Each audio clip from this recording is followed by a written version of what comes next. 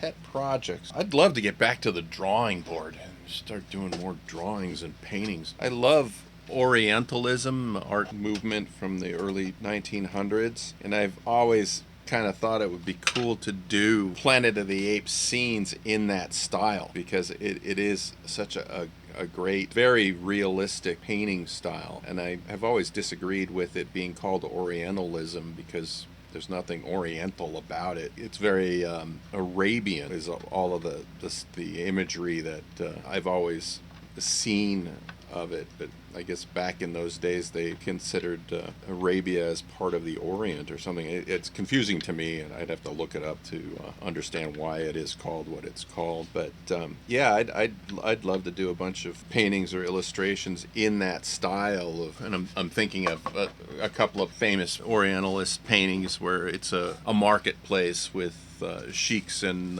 townspeople like shopping for cloth or whatever, and I could easily redesign that as Ape City with Dr. Zaius or female chimpanzees, and they maybe even introduce other female characters that we never saw. We never saw female orangutans or female gorillas in any of those films, even though there were female actors in makeups for group scenes. You just didn't know they were female.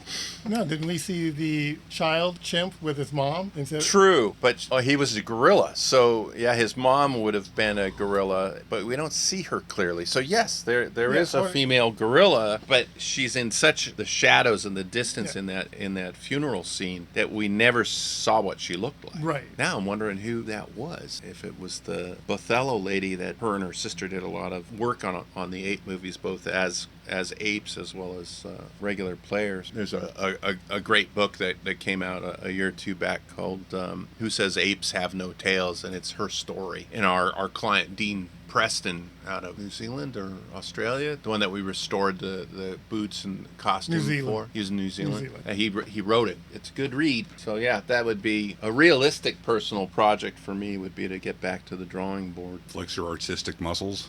Yeah, rediscover my artistic muscles instead of making stuff for other people.